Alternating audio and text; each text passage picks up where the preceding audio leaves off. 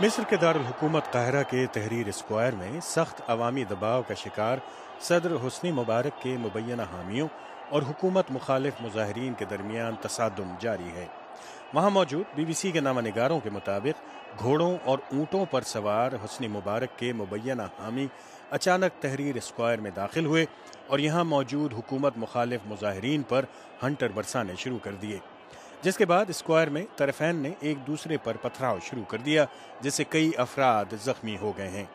تصادم شروع ہونے سے پہلے فوج نے حکومت مخالف مظاہرین سے گھروں کو لوٹ جانے کے لیے کہا تھا۔ مصر کے دوسرے کئی شہروں سے بھی اسی نوعیت کی جھڑپوں کی اطلاعات موصول ہوئی ہیں۔ صدر مبارک کے مخالف مظاہرین نے فوج پر الزام عائد کیا ہے کہ اس نے جان بوجھ کر حکومت کے حامی مظاہرین کو تحریر اسکوائر میں آنے کی اجازت دی۔ منگل کے روز قاہرہ میں صدر مبارک کے خلاف لاکھوں افراد کے مظاہرے کے بعد بدھ کو مصر کی فوج نے ایک پیغام میں مظاہرین سے کہا تھا کہ وہ گھروں کو لوٹ جائیں، لیکن اس کے باوجود مبارک مخالف مظاہرین بدستور تحریر اسکوائر میں موجود ہیں اور صدر مبارک سے ان کا اقتدار چھوڑ دینے کا مطالبہ بظاہر زور پکڑتا جا رہا ہے۔ اس سے پہلے امریکہ نے کہا کہ مصر میں تبدیلی کا عمل اب شروع ہو جانا چاہیے، جبکہ ترکی کی جانب سے بیان آیا کہ صدر مبارک کو چاہیے کہ وہ کوئی مختلف قدم اٹھائیں۔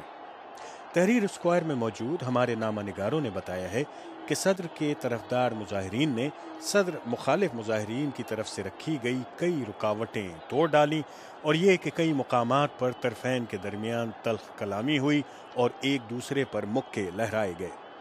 ستمبر میں ہونے والے انتخابات میں صدارتی امیدوار نہ بننے کے اعلان کے باوجود مصر کے صدر حسنی مبارک پر اقتدار چھوڑنے کے لیے دباؤ بدستور برقرار ہے۔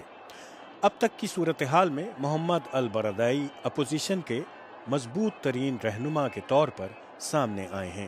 انہوں نے صدر مبارک کے گزشتہ رات کے خطاب کو ایک چال قرار دیتے ہوئے اسے مسترد کر دیا ہے۔ تمام تر مشکلات کے باوجود صدر مبارک کے خلاف مظاہرے کرنے والے افراد تحریر اسکوائر کے آس پاس ہی موجود ہیں اور ان کا کہنا ہے کہ صدر کا ستمبر کے انتخابات میں حصہ نہ لینے کا وعدہ کافی نہیں۔